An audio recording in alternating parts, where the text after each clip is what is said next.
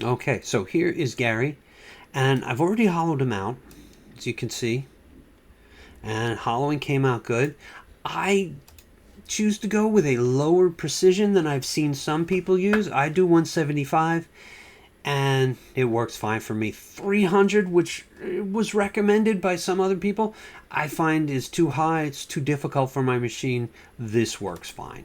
Then we need to put some holes. I like to put my holes where I don't have to clean them up, right? This is inside the key for the legs.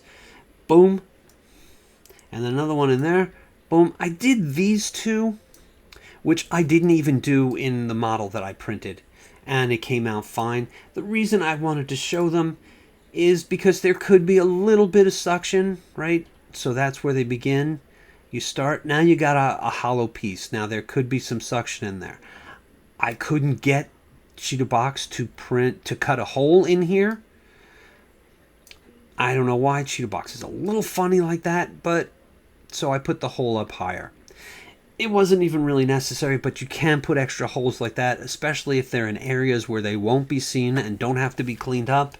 It's not a big deal. I also put some extra holes in here. That's where his wing, see right in there, that's where his wing goes in. No cleanup necessary. Doesn't hurt to stick an extra hole in there. The same thing with here. It will not hurt. I did not do that in my original printed model, and it came out fine, but you certainly can. So let's talk some about how I supported him.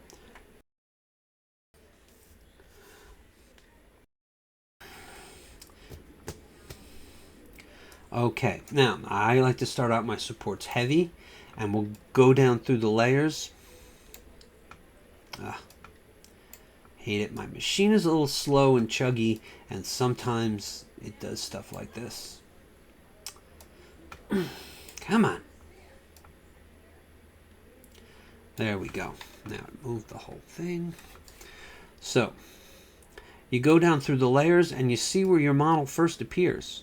It's pretty much just that simple. And that's where you want to put your supports. Now I'm a little far away, so it's hard to see. And I got heavy.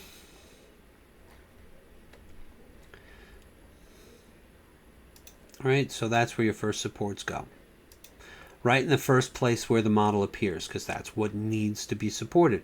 And then you just branch out from there. All these red areas, I will go all around this edge, all around this edge, and then I would sort of go on this flat. Now flats are always tricky on resin, but this is on an angle. So I would go around it and leave a little bit of space, right? So I might do something like that. And just sort of go all around it. Now here you go back down through the layers and you see, whoop, we got an island right there. So you definitely want to support that. What are you doing? Why are you animating?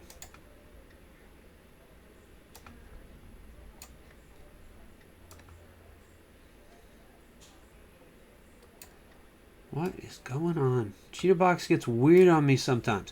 Okay, so anyway. So all of these areas here need supports. Now you could, once you get enough to hold the model down, right? I would do all this bright red stuff in heavy supports. But some of these, like this area in here, you could go light. You could go light. I didn't even put support there, but you could toss a few light supports in there if you were feeling you need it. So now we go up, we go up. Now we got his utility belt. Now I'm definitely going to go either medium or light here. Let's go for medium for the moment. Now you want to go back through the layers and see where your islands pop up. Right, now his little X, I think, has, right? So you want two supports there. Now, one thing I do want to mention, right? Let's put another support here. If you look at these little pouches he's got, right?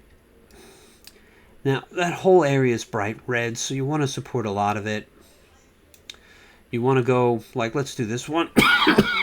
This one, because it's easiest. So we'll support on that corner first. And then it'll build up on that corner. And then you want to go sort of along this edge. Now you want to keep in mind how big this area is, because it looks kind of big, especially the closer you get. Holy crap, that's so huge, I need to throw tons of support in there. No, it's not. This is about an eighth of an inch by 3/8 of an inch, maybe a little more. That's just guesstimating. I don't have it here, I'm not measuring it. So, that might be enough supports. You don't need to go psycho crazy and go here and go here and go here and go here and go here. You might want to put one, like I might do that. That would probably be enough. But what you want to watch, right? And I made this mistake. I learned the hard way, so let me tell you about it so you don't have to. You don't want to put your supports so super close together that they basically fuse. And what you're basically doing is creating a wall of resin around your model that's difficult to remove. Make sure you got some space between your supports. I like my supports to support each other, just so that it helps hold everything still, right? As it's pulling off the FEP, it might vibrate a little bit, or it might move a little bit. If it's just a standalone, support like this that's got nothing supporting it, it might vibrate and move and cause a layer shift. So I like my supports to support each other, right? So I will go through and go to the edge and put a support there. But you don't want to be too close. Make sure you got some space between your supports so you don't form yourself an impenetrable wall of resin that you got to cut through, and then you could snap off parts of your model and you're not a happy camper. Okay, and here we got the other arm. It shows up, and look, that whole thing is an island, right? All of that prints in midair. So you go back to where it first appears, and you start from there. Now this is going to be pretty heavily supported under here, so I don't mind doing a medium resin. And another thing I want to point out, and I picked this up from another YouTuber, I think it was 3D Printing Pro. I don't remember. I really need to start making notes. You see how that's not a cone? That's just sort of a stick, as opposed to these, right? These heavy supports are a cone, because it makes it thicker and stronger, and I want these supports to help hold the model to the plate. But this, I'm just looking to support the model, and the fact that it's going to be so dense here, that's going to hold the model to the plate. So basically what you do is you go over here. Let's see, where is it? We're in medium, support settings, 60-20, contact diameter. You want to change these settings in here, right? Because if you see here, that's 230. But on the medium, it's 60-20, which doesn't make sense.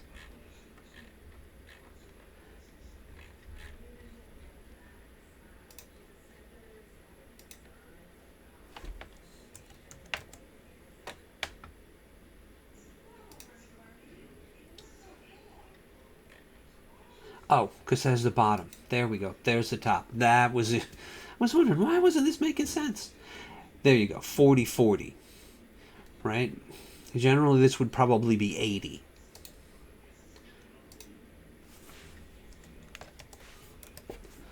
Okay, let's go back to that. Top.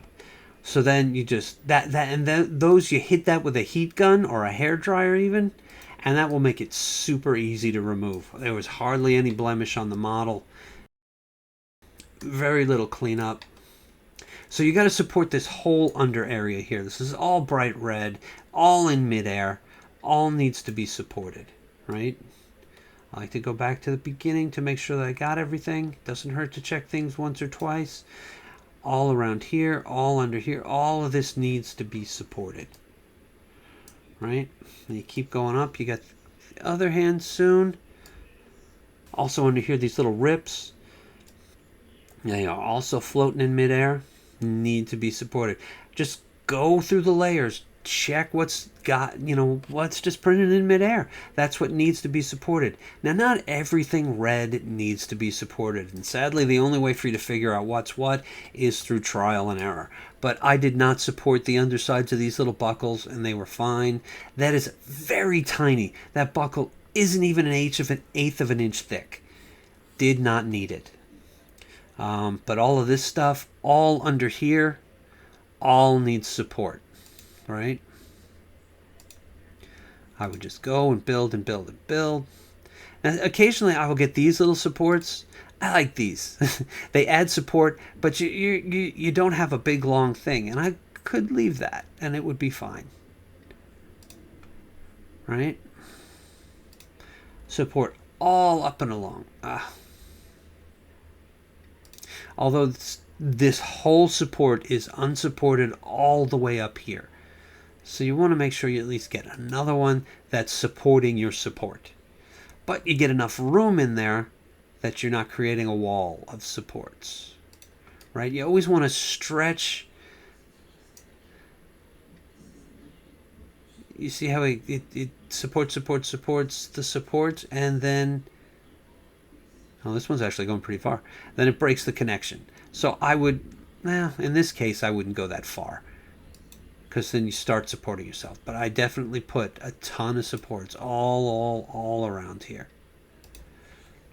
Okay, and then the fingers, the hand. We didn't do the fingers on this, but there are definitely some fingers on the other hand that start out in midair. That one, the next one up. The thumb doesn't start on midair, I believe, but I would still support this area.